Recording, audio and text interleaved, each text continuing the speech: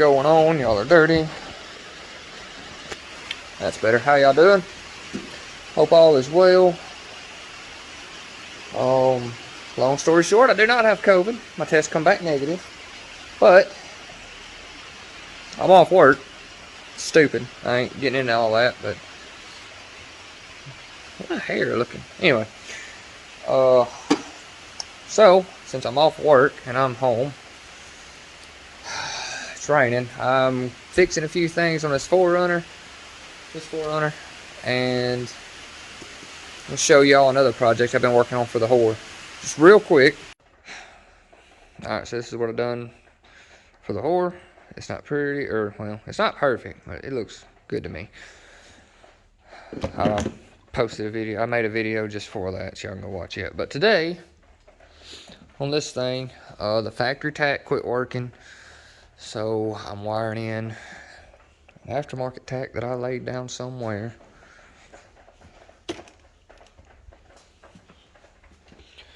Right here it is. Laid it in the truck. But I'm wiring this little dude back in. I had this one in here before because the factory tach didn't work when I bought it, and I was just curious. But now that it doesn't work again, I don't know why I'm putting it in here. So I don't think I covered this in a video. Since the factory temp gauge quit working, I ordered this one with the gauge set for the Dodge. So it went in here. The wires I ran to the fuse box. It's grounded somewhere under there. And I just run the dim wire in with the power wire because, I mean, yeah. So I'm gonna rob power off this one, of course, since it's right here and all the wires are already right here. That'll save me from running a bunch of new wires, and they're fused already, so it'll be fine. But I'm using the hole I had in it last time right here. Like I said, I bought some of them added fuses to put the fuse box down there for this gauge, and then up here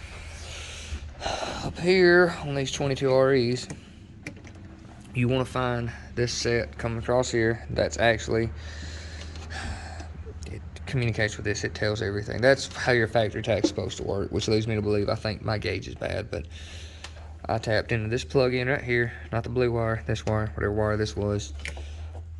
I don't remember what color it was, but I tapped into it, added this, and I'll run this to the green wire on the back of the gauge.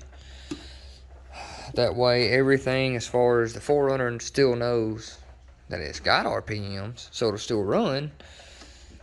But this is just so I will know what it's at. So, yeah, and then I don't know if I even showed y'all this. When I done the valve cover the other day during all the storms and stuff, put a valve cover gasket on it, a half moon, painted valve cover. Kind of spice it up a little bit in here. Which, do I have a light on me? Yeah. Which didn't fix my oil leak. So, thinking it's timing cover. And I got to pull it back apart anyways because I got valve seals leaking now.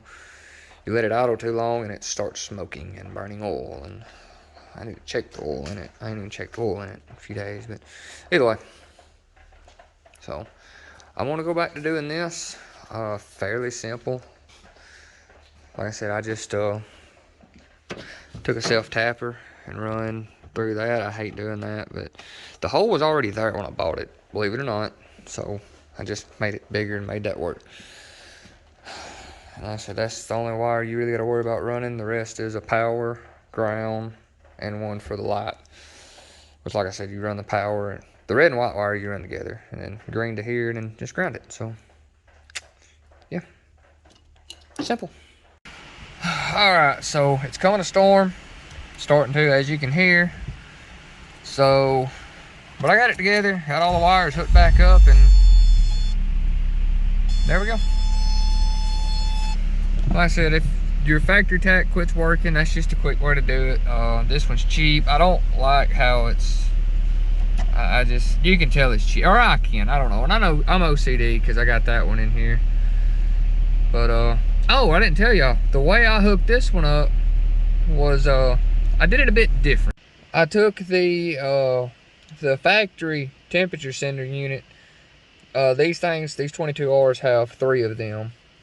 And the one that works the gauge is between the head and the intake. I think it's between the 2 and 3 runners, I think. Quick Google, you'll see what I'm talking about. I just took that sensor out. The glow shift sensor is 1/8 by 27 national pipe thread. And I took that sensor. The factory hole is something completely different. So I took that sensor, drilled it out with the R drill. It's what it is, the drill. It's not a fraction, it's the letter R. I drilled it out, and then I tapped it 1/8 27 NTP. Screwed it all back down, tightened everything back up. It doesn't leak. It does what it's supposed to, and it gets the most accurate reading for that gauge. So yeah, if you're having gauge trouble, because mine was most definitely the gauge, because even with everything unhooked, the factory gauge has no idea what's going on because the wire to it is just dangling under the hood. That gauge will still read. It'll still go up and read like it's actually working, or it'll just go straight to normal. And then after you run it for a while, hit a bump or something, it'll fall back to 0. And yeah, because the gauge itself is messed up. That's a problem with these first gen 4runners, this body style of Toyota. So anyways, there's that. Like I said, not a lot to this video. I just want to give y'all something. So thanks for watching. Y'all be safe, y'all have fun, and I guess I'll see y'all next time. I'm gonna try to hurry up and get in the house before this weather gets any worse.